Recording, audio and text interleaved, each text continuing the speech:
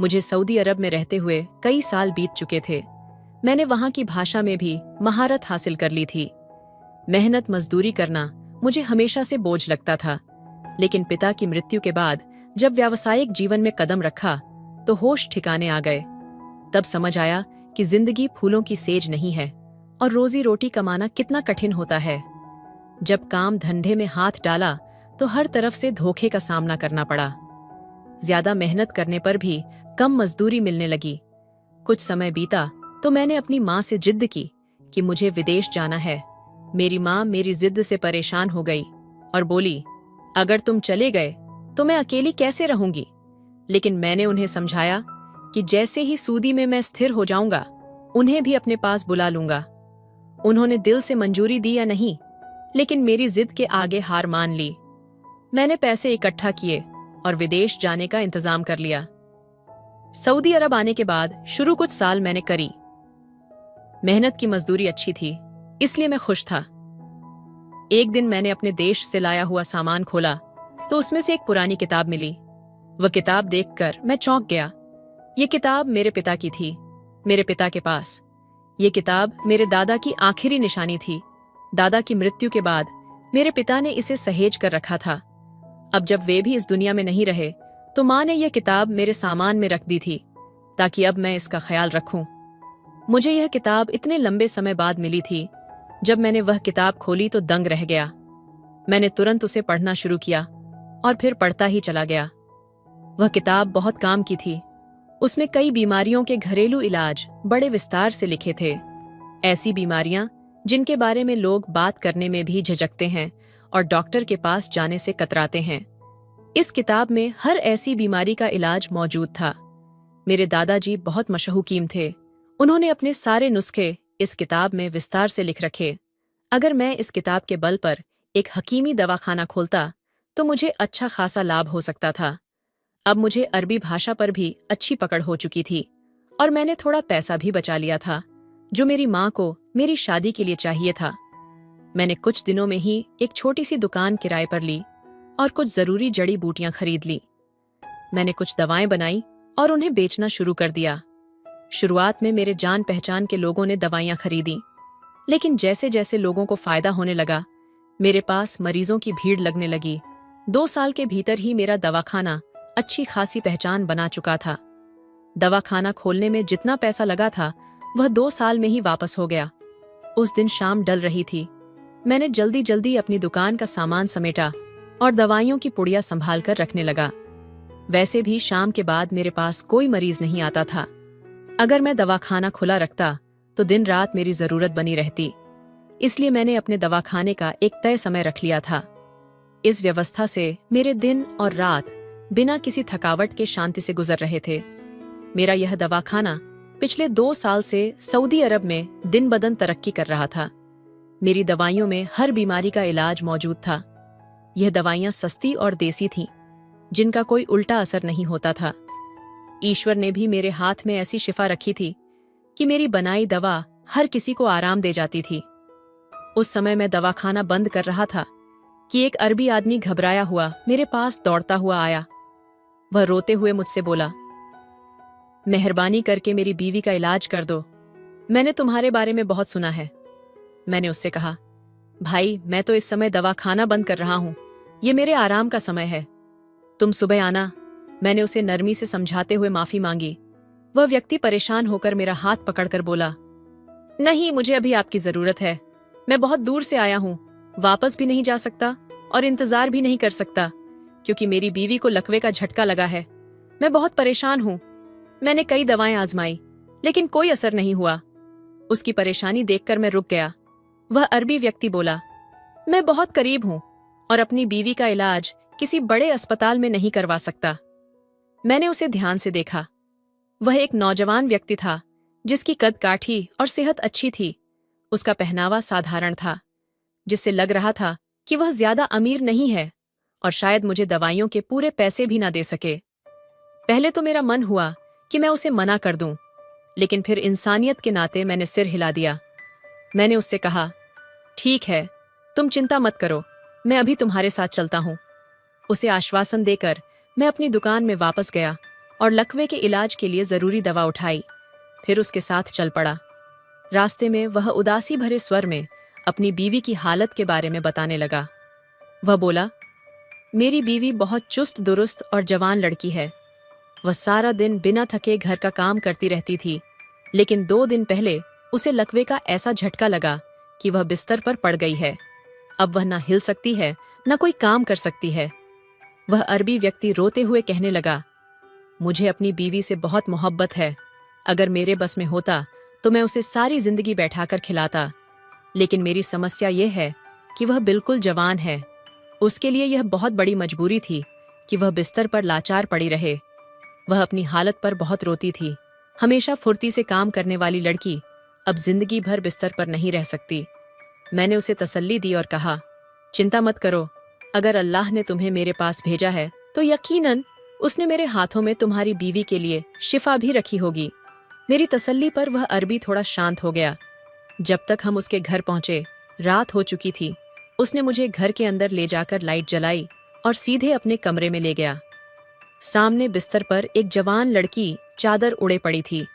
उस अरबी ने मेरे लिए बिस्तर के पास एक कुर्सी रखी और अपनी बीवी की चादर ठीक करने लगा। उसी समय मेरी नजर उसकी बीवी पर पड़ी और उसे देखकर मैं ठिठक गया। वह बेहद खूबसूरत लड़की थी। उसकी त्वचा चमकदार और रंग दूध जैसी सफेद थी। वह वाकई बहुत जवान थी। मैं उसे देखता ही रह गया।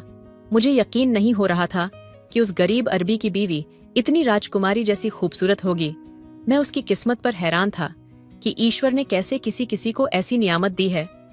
मेरे पास बहुत सी मरीज महिलाएं और लड़कियां आती थीं, लेकिन किसी ने भी मेरी इतनी गहरी नजरों को नहीं खींचा था। अचानक मेरी नीयत खराब होने लगी। मेरे मन पर शैतान का असर हावी होने लगा। वह लड़की तो वैसे भी मेरे रहमो करम पर पड़ी थी। मैं उसे देखता ही जा रहा था। जब उस अरबी ने मुझे झकझोरा और मेरी तंद्रा तोड़ी, मैं चौंक कर होश में आया। उसने कहा, हकीम साहब, मैं कब से आपको बुला रहा हूँ। आप कहाँ खो गए हैं? क्या मेरी बीवी की बीमारी का इलाज मुमकिन है या कोई बड़ी चिंता की बात है? उसकी आवाज में घबराहट थी। वह मेरी खामोशी और गुमसुम रहने से परेशान हो गया था। उसे लगा कि मैंने उसकी बीवी की हालत में कोई बड़ी समस्या देख ली है, इसलिए जवाब नहीं दे रहा। मैंने जल्दी से कहा, हाँ, थोड़ी परेशानी की बात है। तुम्हारी बीवी को एक खास जड़ी बूटी की भाप देनी होगी ताकि उसकी लकवे की समस्या ठीक हो सके। साथ ही उसके शरीर की मालिश भी करनी होगी क्योंकि कमजोरी बढ़ रही है। भाप देना तो सच में सही इलाज था, लेकिन मेरी नीयत पर हावी हो रही गंदी सोच की वजह से मैंने मालिश का झूठा इलाज भी उसमें जोड़ दिया। वह अरबी यह सुनकर खुश हो गया कि उसकी बीवी का इलाज संभव है। उसने कहा, ठीक है, आप इलाज करें और मेरी बीवी को पूरी तरह से ठीक कर दें। मेरी हिदायत पर उसने जल्दी से सामान इकट्ठा किया। वह एक बड़ा बर्तन पानी से भरकर लाया और मेरी हिदायत के अनुसार उसे चूल्हे पर रख दिया। मैंने कहा कि पानी इतना गर्म करो कि उसमें से भाप निकलने लगे। जब पानी गर्म हुआ तो मैंने उसमें एक जड़ी बूटी डाल दी। अरबी भाप तैयार कर रहा था, लेकिन मेरी नजरें उसकी खूबसूरत बीवी पर जमी हुई थीं। वह जागी हुई थी, लेकिन पूरी तरह से चुपचाप लेटी थी। मैं उसे बार बार देखकर बेचैन हो रहा था और मौके की तलाश में था कि किसी तरह वह अरबी वहां से हटे ताकि मैं मालिश के बहाने उसकी बीवी को छू सकूं। लेकिन वह अरबी हर समय मेरे साथ साथ ही रहा। मजबूर होकर मैंने उसकी मौजूदगी में ही कमरे को बंद कर दिया और उसकी बीवी को भाप दी। जब उसका शरीर अच्छी तरह भाप से तर हो गया तो मैंने उस अरबी से कहा, बस अब इतनी भाप काफी है। अब तुम ये सामान बाहर ले जाकर रख दो, तब तक मैं तुम्हारी बीवी की मालिश कर लेता हूँ।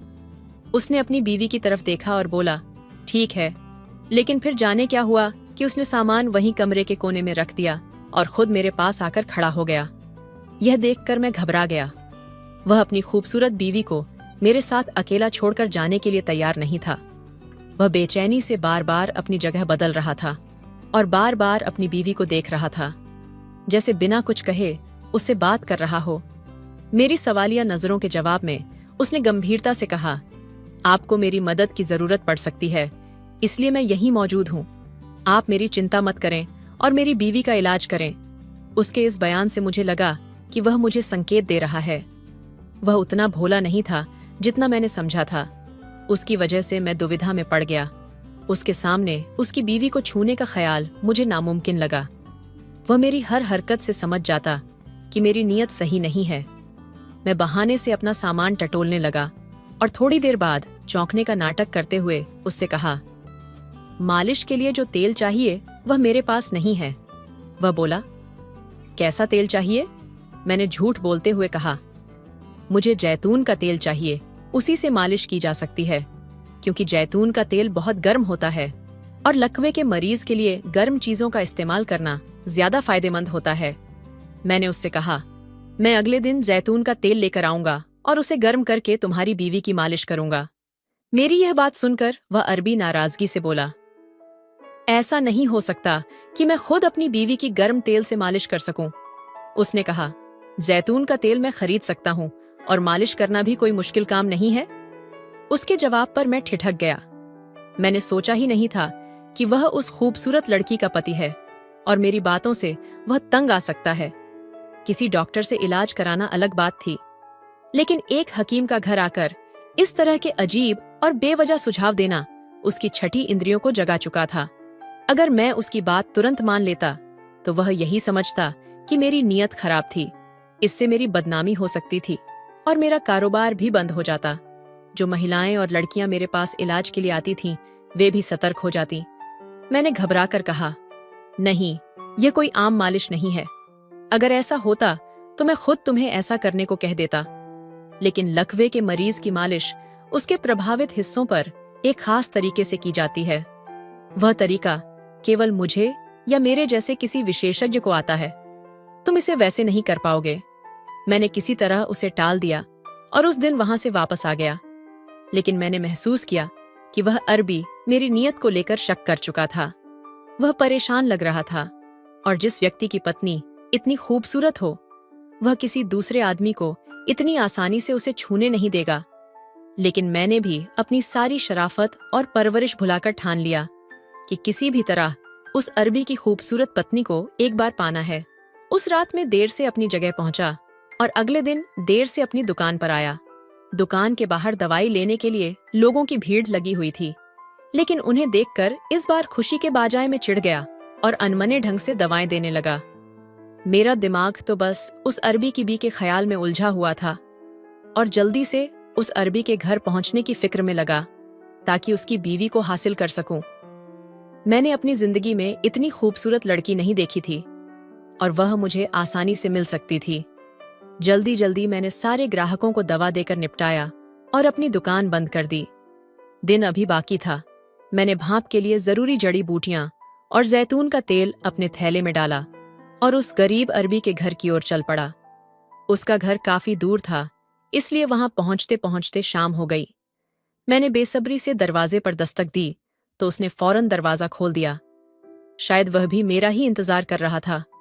उसने मुझे अंदर बुलाया, लेकिन मैं महसूस कर सकता था कि वह बेचैन था और बार बार अपनी जगह बदल रहा था। जैसे पिछली बार मैंने फिर से उसकी बीवी को भाप दी। भाप देने से उसके शरीर से पसीना आने लगा। वह बोला, अगर मेरी बीवी सिर्फ भाप से ठीक हो सकती है तो मालिश की जरूरत नहीं है। मैंने लापरवाही से कंधे उचका हुए कहा, जैसी तुम्हारी मर्जी, लेकिन इस तरीके में बहुत समय लगेगा और तुम इतना खर्च नहीं उठा पाओगे। मैंने जानबूझकर उसे इलाज के खर्च का एहसास दिलाया और वह चुप हो गया। शायद वह सच में खर्च से घबरा गया था। मैंने भाप दी और फिर जैतून के तेल को हल्का गर्म किया। इस बार वह अरबी भाप का सारा सामान लेकर कमरे से बाहर चला गया। यह देखकर मैं खुश हो गया। मैंने जल्दी से उस लड़की को छुआ, लेकिन जैसे ही मैंने उसे हाथ लगाया, अचानक उसके शरीर में हलचल हुई। जो मैंने देखा उससे मेरे होश उठ गए। मैं पीछे हटते हुए लड़खड़ा गया और मेरी इस हरकत से पास रखे कांच के गिलास के गिरकर टूटने की आवाज ने सन्नाटा तोड़ दिया। उस आवाज को सुनकर वह अरबी तुरंत भागता हुआ कमरे में आया। मैं हक्का बक्का होकर उस लड़की को देख रहा था, जबकि वह अरबी घबराकर मुझसे पूछने लगा, क्या हुआ, कोई परेशानी है? वह अपनी बीवी को देख रहा था, जो अभी भी बिस्तर पर चुपचाप पड़ी हुई थी, लेकिन मेरी जुबान बंद हो गई थी। जो कुछ मैंने देखा था उसे बताने की हिम्मत मुझ में नहीं थी। अगर मैं कुछ कहता तो मेरी पोल खुल जाती। मैं घबराकर अपना सामान उठाया और वहां से निकल आया। वह भी मुझसे बार बार सवाल करता रहा, लेकिन मैं एक पल भी वहां नहीं रुका। मेरे चेहरे पर पसीने की बूंदें छलक रही थीं। मुझे नहीं पता कि मेरे जाने के बाद उस अरबी की क्या हालत हुई होगी, क्योंकि वह मेरी घबराहट देखकर रोने लगा था। मेरा दिमाग झनझना रहा था। ऐसा लग रहा था जैसे मैं कोई सपना देख रहा हूं। मेरी जिंदगी में पहली बार ऐसे मरीज से सामना हुआ था। मैं जैसे तैसे अपने घर पहुंचा और बिस्तर पर गिर पड़ा। मेरा दिमाग सोचों में उलझा हुआ था। जो कुछ मैंने उस अरबी के घर में देखा था, उस पर यकीन करना मुश्किल हो रहा था। गरीब अरबी की खूबसूरत बीवी के ख्याल में खोए खोए ही मुझे नींद आ गई। अगली सुबह मैं रोज की तरह अपने दवाखाने पर पहुंचा और अपने काम में व्यस्त हो गया। काम की व्यस्त की वजह से मेरे दिमाग से उस गरीब अरबी का ख्याल निकल चुका था। लेकिन जब दोपहर का दूसरा पहर हुआ तो वही अरबी मेरे पास आया।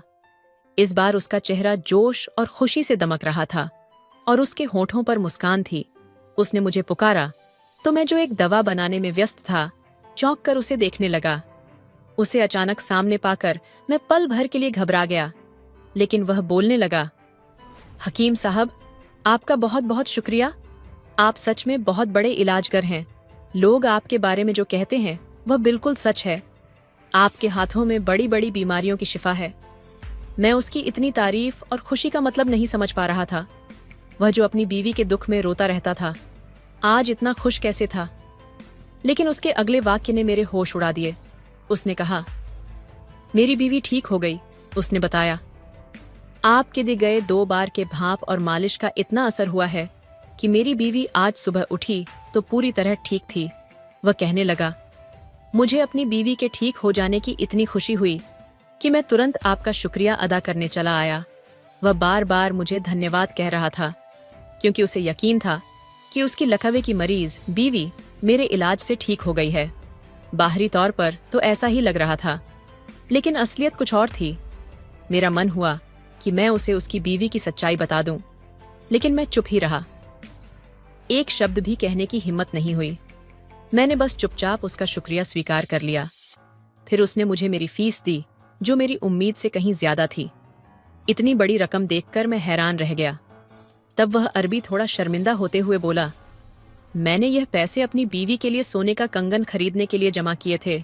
ये उसके लिए एक तोहफा होता, लेकिन अब मुझे लगता है कि इस तोहफे से ज्यादा जरूरी आपकी फीस है।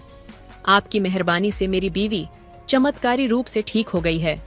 सोने का कंगन तो मैं फिर कभी पैसे जमा करके खरीद लूंगा। उसकी नेक नियत और अपनी बीवी के प्रति उसकी सच्ची मोहब्बत देखकर मुझे उस पर रश्क हुआ, लेकिन उसकी बीवी के बारे में सोच सोच कर मेरा मन कड़वाहट से भर रहा था। वह राज जो मैं उसकी बीवी के बारे में जान चुका था, मुझे भीतर से बेचैन कर रहा था। अगर मैं उस अरबी को सच्चाई बता देता तो उसकी खुशी एकदम खत्म हो जाती। मुझे लगने लगा कि वह अरबी अपनी बीवी के धोखे का शिकार हो रहा है। उसे सच्चाई का पता चलना चाहिए। फीस की रकम रखकर मैंने अचानक उससे कहा कि मैं उसकी बीवी से एक बार और मिलना चाहता हूँ।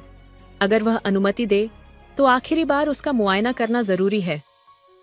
ये कहते हुए मैं थोड़ा झिझक गया था, क्योंकि मुझे पता था कि वह अरबी मेरी वजह से पहले ही शक कर चुका था। लेकिन इस बार मेरी नीयत साफ थी और मेरा मकसद सिर्फ उसकी बीवी से बात करना था, ताकि उस चालाक लड़की का असली चेहरा उसके पति को दिखा सकूं। मेरे झिझक कर अनुमति मांगने पर वह अरबी गंभीर हो गया और कहने लगा, मुझे माफ करना। मेरी बीवी इतनी खूबसूरत है कि मैं अक्सर उसके लिए घबराया रहता हूँ। जब कोई उसकी तरफ ध्यान देता है तो मुझे वहम सताने लगते हैं। वह मुझसे माफी मांगते हुए बोला, आप तो नेक नियत से इलाज कर रहे थे, लेकिन मैंने आप पर शक किया। इसके लिए मुझे शर्मिंदगी है। आप जब चाहे हमारे घर आ सकते हैं। उसकी माफी स्वीकार करते हुए मैंने उसे दिलासा दिया। जब वह वापस चला गया तो मैं सोच में पड़ गया। मेरे मन में बार बार वह पल आ रहा था जब मैंने उसकी बीवी को छुआ था। मैं इन्हीं विचारों में डूबा रहा और जल्द ही उसके घर जाने का फैसला किया। हालांकि व्यस्तता के कारण मेरे 2-3 दिन दवाखाने पर ही बीत गए और मैं उस अरबी के घर नहीं जा सका। लेकिन कुछ दिनों बाद, जुमे की नमाज के बाद, जब मेरे दवाखाने पर मरीज लगभग ना के बराबर थे, तो मैंने जल्दी से उन्हें उनकी जरूरी दवाइयां दी और दवाखाना बंद करके उस अरबी के घर की तरफ निकल पड़ा। वहां पहुंचने पर दरवाजा उसी अरबी ने खोला। उसने मुझे देखकर गर्मजोशी से स्वागत किया और अंदर ले गया। उसकी बीवी रसोई में बेहद खूबसूरत कपड़े पहने चाय बना रही थी। बिस्तर पर बीमार पड़ी उस लड़की का सौंदर्य अब सज धज और सुंदर कपड़ों में और भी निखरा हुआ लग रहा था। मुझे देखकर वह बुरी तरह घबरा गई, जबकि मेरे होठों पर अनायास ही एक तंजभरी मुस्कान फैल गई। अपने पति के बुलाने पर वह मजबूरी में मेरे सामने आई और नजरें चुराते हुए हल्का फुल्का अभिवादन किया, फिर जल्दी से वापस रसोई में चली गई। वह अरबी मेरी खातिरदारी में लगा हुआ था, जबकि मैं उसकी बीवी से बात करने का सही मौका ढूंढ रहा था।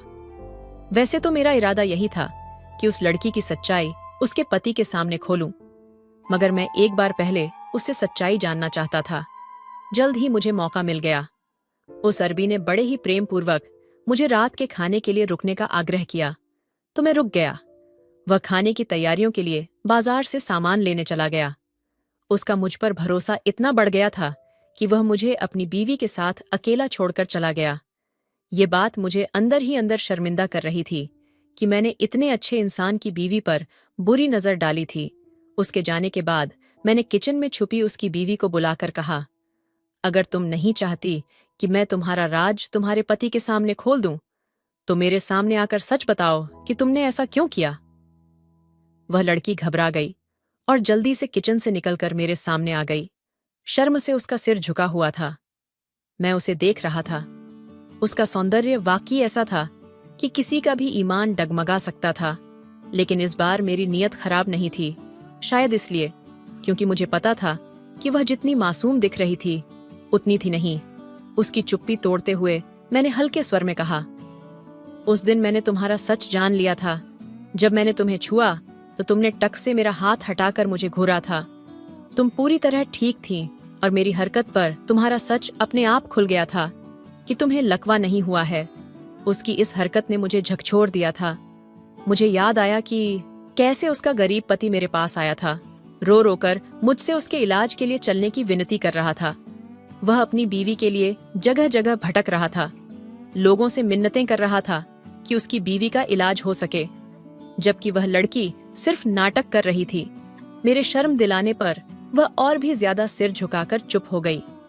मैंने उसे बताया, तुम्हारे पति ने तुम्हारे लिए पैसे बचाए थे और वह जल्द ही तुम्हें सोने का कंगन खरीद कर देने वाला था, लेकिन उसे वह रकम मेरे इलाज की फीस के रूप में देनी पड़ी। मेरी इस बात पर उसने आश्चर्य से सिर उठाकर मुझे देखा और फिर आंसू बहाते हुए सिर झुका लिया। उसके रोने पर मैंने नरमी से पूछा, तुमने यह झूठा नाटक क्यों किया? तुम्हारा पति तुम्हारी वजह से इतना परेशान था कि रोता रहा। तब उसने कहा, एक दिन मैं सोकर उठी तो अचानक मेरी कमर में दर्द हुआ और मेरे लिए हिलना डुलना मुश्किल हो गया। मैंने जोर से चिल्लाया और रोने लगी कि मैं हिलडुल नहीं पा रही। मेरे पति ने यह सुना तो वह बुरी तरह घबरा गया और मुझे सहारा देकर उठाने की कोशिश करने लगा। उसके चेहरे की हवाइयां उड़ रही थीं।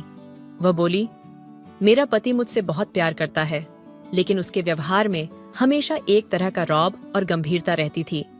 लेकिन उस दिन मेरी चिंता में उसका नया रूप देखकर मैं हैरान भी हुई और अच्छा भी लगा। जब उसने मुझे सहारा देकर उठाया तो मैंने दाएं बाएं करवट लेकर कमर का बल ठीक कर लिया। मैं सही हो गई थी, लेकिन मुझे एक शरारत सूझी। मैंने सोचा कि पति को थोड़ा परेशान करूं। उसने आगे कहा, मैं बिस्तर पर गिरकर नाटक करने लगी कि मेरा शरीर बेकार हो गया है। मेरे पति ने यह सुना तो वह घबरा गए और तुरंत घर से बाहर चले गए। उनके अचानक घर से बाहर जाने पर मुझे हैरानी हुई। मैंने सोचा कि जब वह वापस आएंगे तो मैं उन्हें सच बता दूंगी कि यह मेरी शरारत थी। लेकिन जब वह लौटे तो उन्होंने बताया कि वह एक डॉक्टर से बात करके आए हैं जो मुझे देखने आने वाले हैं। यह सुनकर मैं सच नहीं बता पाई। मुझे डर था कि अगर डॉक्टर आकर मुझे सही सलामत देख लेता तो मेरा पति मुझे झूठा मान लेता। डॉक्टर आया, उसने सरसरी तौर पर जांच की और दवा लिखकर चला गया। इस तरह उसके पति की गंभीरता और चिंता देखकर उसका नाटक लंबा खींचता गया। वह सच बताने से डरने लगी कि कहीं उसका पति गुस्सा ना हो जाए। वह बोली, मेरी मजाकबाजी मेरे लिए बड़ी मुसीबत बन गई, लेकिन जब तुमने मुझ पर गलत नीयत रखी और मुझे छुआ तो मैं बर्दाश्त नहीं कर पाई और तुम्हारा हाथ झटके से हटा दिया। तुमने मुझे इस हालत में देखकर हैरानी हुई और तुम डर के मारे वहां से भाग गए कि कहीं मैं अपने पति को तुम्हारी नीयत के बारे में न बता दूं। ये सब बताते हुए वह लड़की रोने लगी। उसने कहा, पति के डर से मैंने अगले दिन उठकर यही कहा कि मालिश और भाप से मैं ठीक हो गई हूं। मैं चुपचाप उसकी बात सुन रहा था। तभी उसका पति अंदर आ गया। उसे देखकर हम दोनों घबरा गए। वह अपना बटुआ घर भूल गया था, इसलिए पैसे लेने वापस आया था। उसने अपनी पत्नी की बात सुन ली। वह गंभीरता से अपनी पत्नी के पास गया और उसके आंसू पहुंचते हुए बोला, इसमें गुस्सा करने वाली कोई बात नहीं है। अगर तुम पहले दिन ही मुझे बता देती कि यह तुम्हारी शरारत थी तो मैं इतना परेशान नहीं होता। दोनों ने एक दूसरे से माफी मांगकर बात खत्म कर दी। मैंने शर्मिंदगी से उससे माफी मांगी और उसकी फीस उसे वापस कर दी। मैंने कहा, इस रकम पर मेरा कोई हक नहीं है। तुम्हारी पत्नी तो पहले से ही ठीक थी, मैंने कोई इलाज नहीं किया। मैं वहां से चला आया। इस बार उसने मुझे खाने के लिए भी नहीं रोका। बस जाते जाते उसने एक बात कही जो मुझे शर्म से जमीन में गाड़ देने के लिए काफी थी।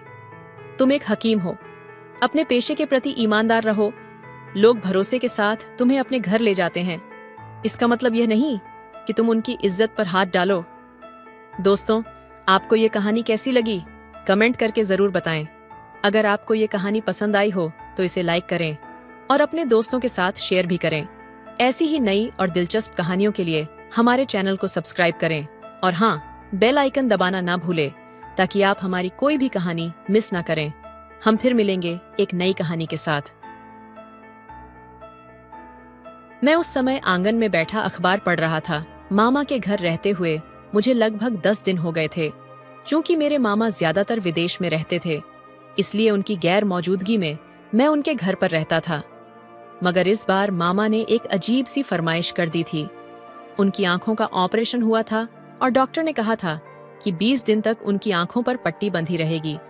इस दौरान मामा चाहते थे कि मैं उनके रहते हुए भी उनके घर पर मौजूद रहूं, क्योंकि अब वे घर का कोई भी कामकाज नहीं देख सकते थे और उनकी पत्नी भी अभी छोटी थी। इसी वजह से उन्होंने मुझसे मदद की गुहार लगाई थी, लेकिन मुझे अंदाजा नहीं था कि ये मदद मुझे कितनी महंगी पड़ने वाली है। अचानक मोबाइल बजा देखा तो मामा की कॉल थी। मामा ने बताया कि वे घर के दरवाजे के बाहर खड़े हैं। मैं तेजी से बाहर गया तो मामा अपनी पत्नी के साथ खड़े थे। उनकी पत्नी को मैंने पहली बार देखा था, क्योंकि पहले जब भी मामा घर लौटते थे तब मैं वहां मौजूद नहीं होता था। उन्हें देखकर कुछ पलों के लिए मैं पलक झपकना भूल गया। वह बेशक बेहद खूबसूरत औरत थी। इतनी सुंदर औरत मैंने अपनी जिंदगी में कभी नहीं देखी थी। वह हर मर्द को अपनी ओर खींचने की हिम्मत रखती थी। मेरी मामी का ताल्लुक यूरोप से था। मामा ने उन्हें वहां पसंद किया था और वहीं उनसे शादी कर ली थी। अब उन्हें देखकर मुझे मामा पर रश्क हो रहा था कि कैसी अच्छी किस्मत पाई है। इतनी खूबसूरत लड़की उन्हें मिल गई। वह मुझे अजीब नजरों से देख रही थी। उनकी आंखों में एक अजीब सी बेचैनी थी जिसे मैं ज्यादा देर तक नहीं देख पाया। इस बीच मामा बार बार मेरा नाम पुकार रहे थे, लेकिन मेरा ध्यान उनकी पत्नी पर ही अटका हुआ था। मैंने तेजी से मामा के सवालों का जवाब दिया और उन्हें सावधानी से अंदर ले गया। इस दौरान मुझे अपने कंधे पर किसी के हाथ का स्पर्श महसूस हुआ। जब मैंने गर्दन घुमाकर देखा तो मेरी मामी अजीब तरीके से मुस्कुराते हुए मुझे ही देख रही थी। उनकी मुस्कान में हजारों सवाल थे जिनका मैं जवाब नहीं देना चाहता था। मुझे पता था कि अगर मैं जवाब देने के लिए राजी हो गया तो जरूर उनके हक में ही फैसला होगा, जबकि मैं नहीं चाहता था कि मामा की मजबूरी का फायदा उठाऊं। मामा को लेकर मैं तेजी से घर के अंदर चला गया। अभी मैंने उन्हें लिविंग रूम में बैठाया ही था कि मुझे अपनी मामी की आवाज सुनाई दी। राजेश, जरा बताना तो कि किचन में सामान रखा है। उनकी बात सुनकर मेरा दिल तेजी से धड़कने लगा और मुझे कुछ गलत होने का आभास हुआ। पहली नजर में ही मैंने जान लिया था कि वह बिल्कुल ठीक औरत नहीं थी। भले ही मैं भी एकदम सही नहीं था, लेकिन घर की इज्जत का सवाल था। मैं उन लोगों में से नहीं था जो घर की इज्जत पर आंच आने दें। इसी वजह से मैं हर संभव कोशिश कर रहा था कि उनसे दूर ही रहूं। लेकिन जितना मैं उनसे दूर भागने की कोशिश करता, उतना ही वह मेरे करीब आने की कोशिश करती। मुझे हैरानी हो रही थी कि उन्हें मेरा नाम कैसे पता है। मामा ने मुझसे कहा, जाओ जाकर अपनी मामी को बताओ। मैं चुपचाप उठा और किचन की ओर चल दिया। अभी मैं किचन के दरवाजे पर खड़ा ही था कि सामने का दृश्य देखकर मेरे होश उठ गए। मुझे ऐसा लगा जैसे मेरे पैरों के नीचे से जमीन खिसक गई हो। मैं उस दृश्य से नजरें हटाना चाहता था, मगर नजर हटा नहीं पाया। मेरी मामी एक अधूरे कपड़े पहने खड़ी थीं, जिसे उनका पूरा शरीर साफ दिख रहा था। मेरा दिल तेजी से धड़कने लगा। इससे पहले कि मैं वहां से हटता, मुझे उनकी आवाज फिर से सुनाई दी। अरे राजेश, वहां क्यों खड़े हो? यहाँ आओ और मुझे बताओ कि सामान कहाँ रखा है। मामी इस तरह बात कर रही थी जैसे सब कुछ सामान्य हो। मैंने नजरें झुका ली, क्योंकि मुझे पता था कि अगर मैं ज्यादा देर तक उन्हें देखता रहा तो मैं अपना आप खो बैठूंगा, और ऐसा कुछ भी मैं नहीं करना चाहता था। जब मैं उनके पास जाकर खड़ा हुआ तो उन्होंने फिर से मेरे कंधे पर हाथ रखा। मैं बिजली के टके जैसा महसूस कर पीछे हट गया। यह देखकर वह मुस्कुराई और बोली, अरे तुम तो मेरी सोच से भी ज्यादा शरीफ निकले। मैं तो तुम्हें बिल्कुल भी शरीफ नहीं समझती थी, बल्कि मैंने तुम्हारे बारे में सुना है कि तुम किसी भी लड़की को हाथ से नहीं जाने देते। मोहल्ले की सभी लड़कियों के साथ तुम्हारे चक्कर रह चुके हैं, और शहर की भी कुछ लड़कियां ऐसी हैं जिन्हें तुम इस्तेमाल कर चुके हो। मामी के मुंह से ऐसी बातें सुनकर मुझे लगा जैसे आसमान मेरे सिर पर आ गिरा हो। ये बातें ऐसी थीं जिनके बारे में मेरे घर वाले भी नहीं जानते थे। मैंने तो इन बातों के बारे में अपने ज्यादातर दोस्तों को भी नहीं बताया था। फिर पता नहीं मामी को ये सब कैसे पता चल गया।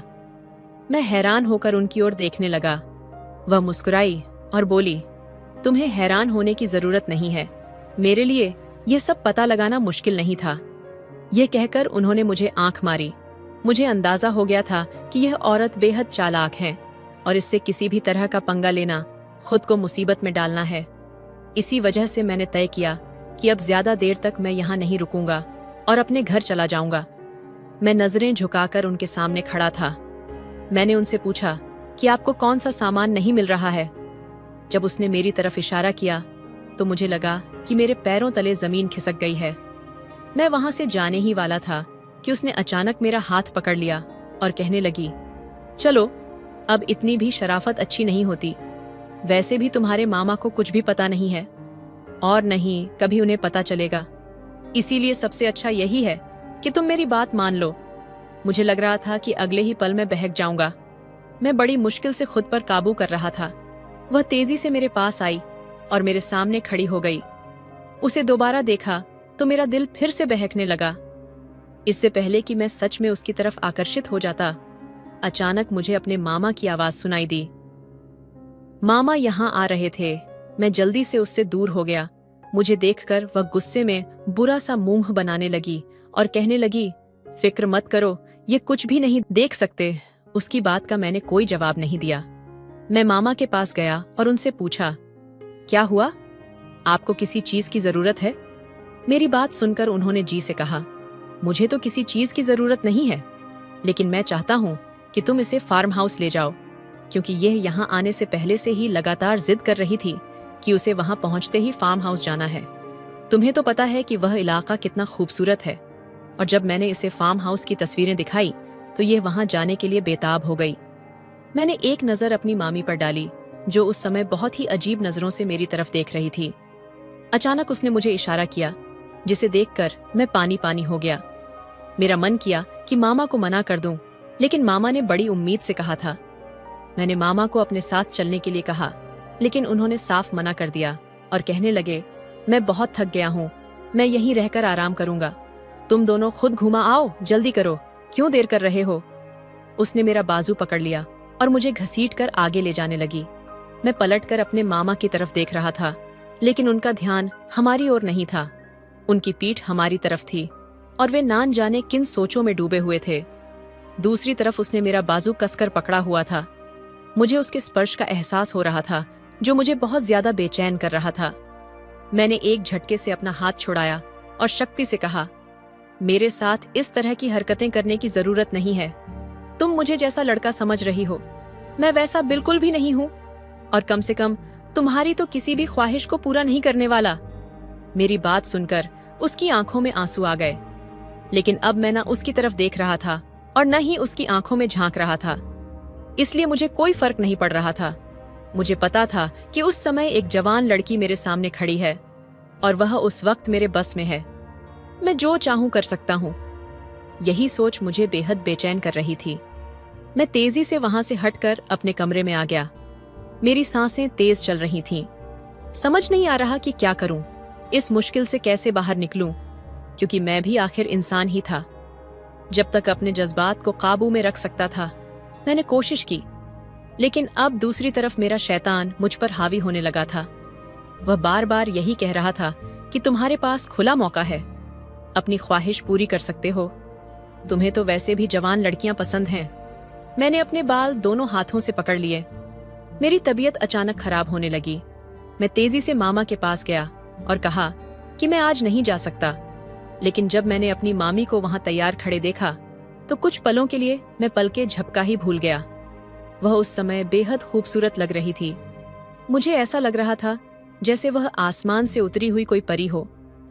मैंने उसकी तरफ देखने से बचने की कोशिश की, लेकिन कोशिश के बावजूद भी मैं नजरें नहीं हटा पा रहा था। मुझे लग रहा था कि मेरा अपने ऊपर से नियंत्रण खत्म हो गया है। उसी समय मैंने फैसला किया कि इस औरत की ख्वाहिश भी जरूर पूरी करूंगा। अगर उसे शर्म नहीं है तो मैं मर्द होकर क्यों शर्म करूं। यह सोचकर मेरे चेहरे पर एक मुस्कान फैल गई, क्योंकि अब शैतान मुझ पर पूरी तरह हावी हो चुका था। जब एक औरत अपनी खूबसूरती के सारे हथियारों से लैस होकर मर्द को लुभाने की कोशिश करती है, तो मर्द अपने आप पर काबू कहाँ रख पाता है। कुछ देर तक मैं खुद को बहुत मुश्किल में महसूस कर रहा था, क्योंकि मैं इस सब से नेकी कोशिश कर रहा था। लेकिन जब मैंने खुद को इसमें डालने का फैसला कर लिया तो मेरी मुश्किलें अचानक खत्म हो गईं। सब कुछ मुझे सही लगने लगा। सच में लोग ठीक ही कहते हैं कि जब शैतान हावी हो जाए तो इंसान को कुछ समझ नहीं आता, और वही मेरे साथ हो रहा था। अब मैंने यह रास्ता लेने का फैसला कर लिया था, इसीलिए मैं बेचैनी से कहने लगा, उठो, हमें जाना है, वरना बाद में मौसम खराब हो जाएगा। मेरी बात सुनकर मामा ने तेजी से कहा, अगर मौसम खराब हो गया तो तुम दोनों वहीं रुक जाना। मैं सोच भी नहीं सकता था कि मेरे मामा मुझ पर इतना ज्यादा भरोसा कर सकते हैं। यह सोचकर मुझे शर्मिंदगी भी महसूस होने लगी कि मामा मुझ पर भरोसा कर रहे थे और मैं जाने क्या करने के बारे में सोच रहा था।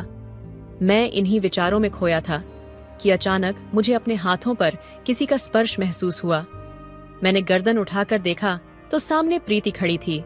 वह मुस्कुराते हुए मुझे देख रही थी और कहने लगी, चलो, हमें देर हो रही है।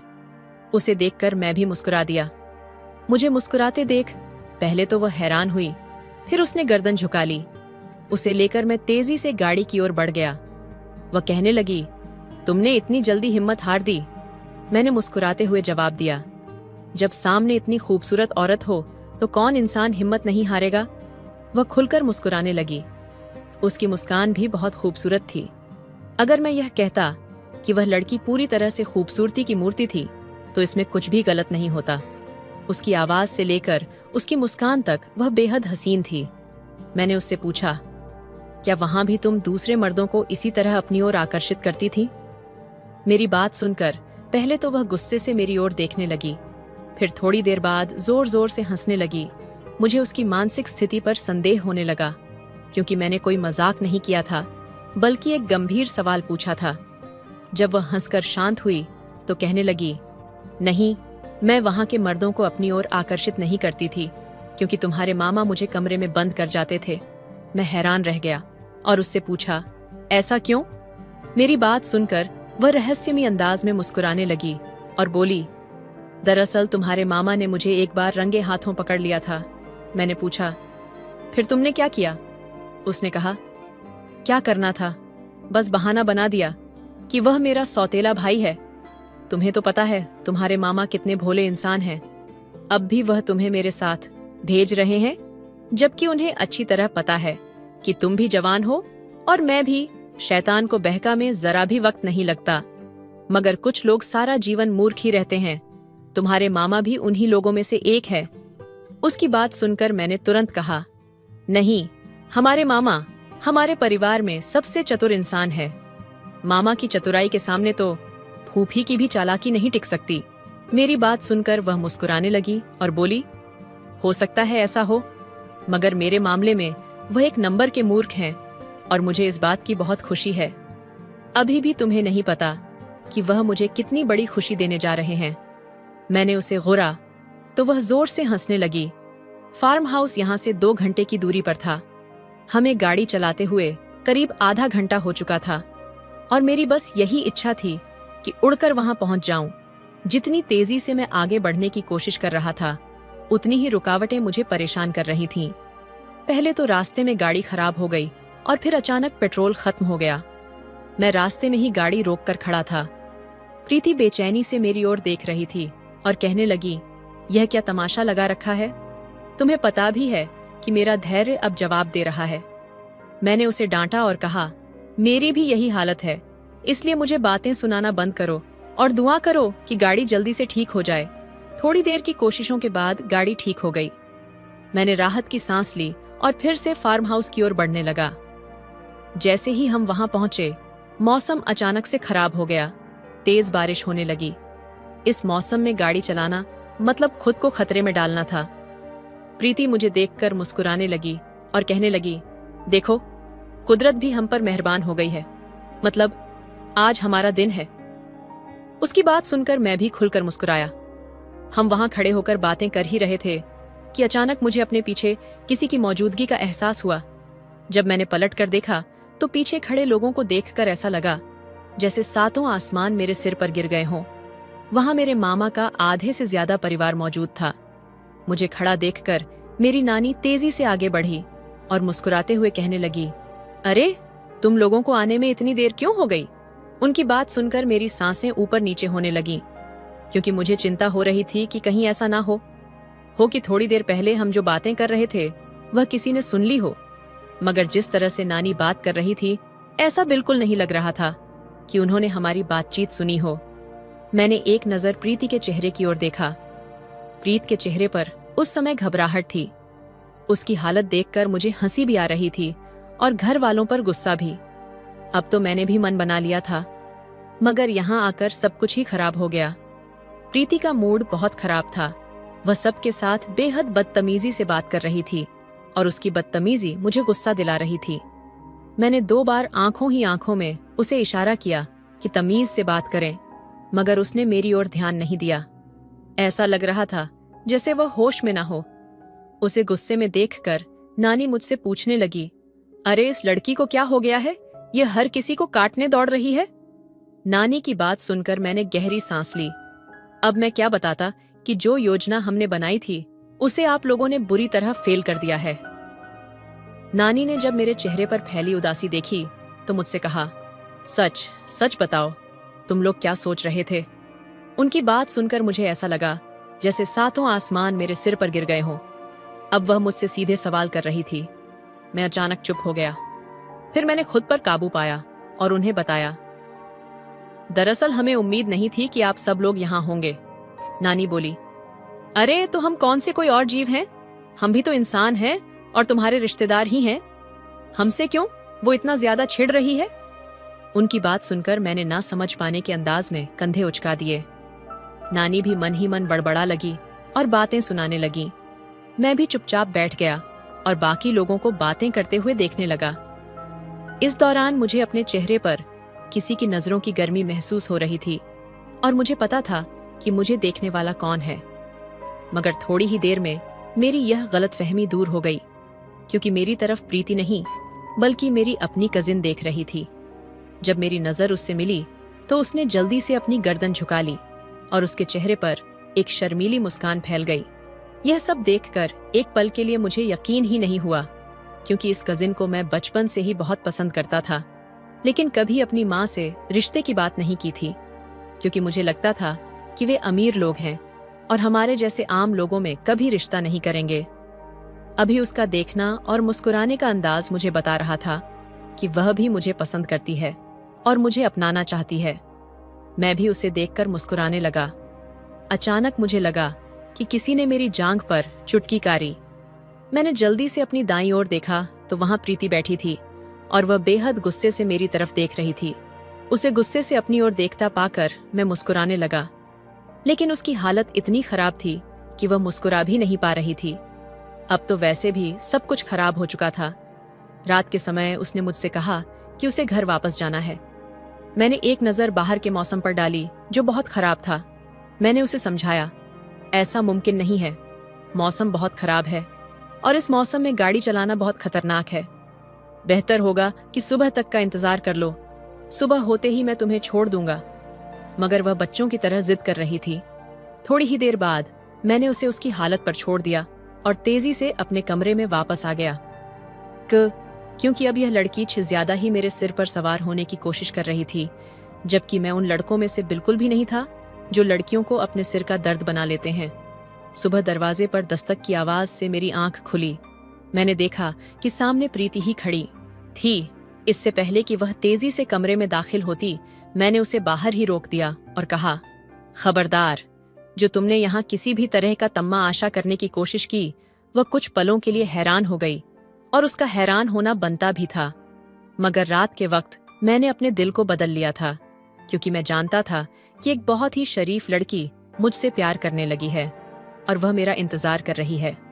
मैंने भी यह फैसला कर लिया था कि अब मैं खुद को उसके लिए बचा कर रखूंगा। जहां तक प्रीति जैसी लड़कियों का सवाल था, उन्हें तो हर जगह ही बहुत सारे लोग मिल जाते थे। इसलिए मैंने गंदगी में हाथ डालने के अपने फैसले से पीछे हटने का सोच लिया था, क्योंकि मैं जानता था कि यह केवल एक अस्थायी आकर्षण है। अगर आज फिर मैंने यह सब किया तो सारी उम्र मुझे पछताना पड़ेगा। इससे अच्छा था कि मैं एक पवित्र बंधन में बंधूं और बिना किसी पछतावे के अपनी पूरी जिंदगी गुजार था कि मेरे भगवान ने मुझे इस गुनाह से दूर रखा और सही राह दिखाई। एक पल में ही मैंने अपना नाम और फैसला बदल लिया। प्रीति आई वहीं खड़ी थी और हैरानी से मुझे दिख रही थी। पहले तो बहुत ज्यादा चौंकी और फिर मुस्कुराते हुए कहने लगी, मुझे पता है कि तुम यहाँ इन लोगों की वजह से मेरे पास नहीं आ रहे, लेकिन चिंता मत करो। जब हम घर जाएंगे तो वहाँ कोई भी नहीं होगा और फिर तुम अपनी हर इच्छा पूरी कर सकते हो। उसकी बात सुनकर मैं चुपचाप उसके चेहरे को देखने लगा। मैंने अपने मुंह से एक शब्द भी नहीं कहा। थोड़ी देर बाद मैं उसे लेकर घर वापस आ गया। रात के समय वह फिर से पतले कपड़े पहनकर मेरे सामने आ गई। अब वह मामा के सामने ही कुछ शुरू करने वाली थी। मैंने उसकी कमर पर हाथ रखकर उसे पीछे हटा दिया। दूसरी ओर मुझे यह एहसास हुआ कि मामा ने जो आंखों पर पट्टी बांध रखी थी, उससे उन्हें सब कुछ साफ दिखाई दे रहा था। वे केवल इस औरत की सच्चाई जानना चाहते थे। जब उन्हें इस औरत की हकीकत का पता चला तो उन्होंने उसे तलाक दे दिया और घर से निकाल दिया। मैंने भी भगवान का धन्यवाद किया कि मैंने कोई ऐसी हरकत नहीं की जिससे मैं मामा की नजरों में गिर जाता। प्रीति की वजह से मैंने गंदगी में हाथ नहीं डाला और अपने दामन को कीचड़ से बचा लिया। इसके लिए मैं अपने भगवान का जितना भी धन्यवाद करूं वह कम है। मेरे भगवान ने मुझे इतने बड़े गुनाह से बचा लिया था और फिर बाद में मुझे इसका बहुत अच्छा फल मिला। कुछ ही समय बाद मेरी अपनी कजिन के साथ शादी हो गई और एक हफ्ते के भीतर हमारी शादी हो गई। अब मैं उसके साथ एक बहुत ही अच्छी जिंदगी बिता रहा हूँ। मैं खुश हूँ कि मुझे इतनी पवित्रपन मिली है। दोस्तों, आपको यह कहानी कैसी लगी? कमेंट करके जरूर बताएं। अगर आपको यह कहानी पसंद आई हो तो इसे लाइक करें और अपने दोस्तों के साथ शेयर भी करें। ऐसी ही नई दिलचस्प कहानियों के लिए हमारे चैनल को सब्सक्राइब करें और हाँ, बेल आइकन दबाना ना भूलें ताकि आप हमारी कोई भी कहानी मिस ना करें। हम फिर मिलेंगे एक नई कहानी के साथ।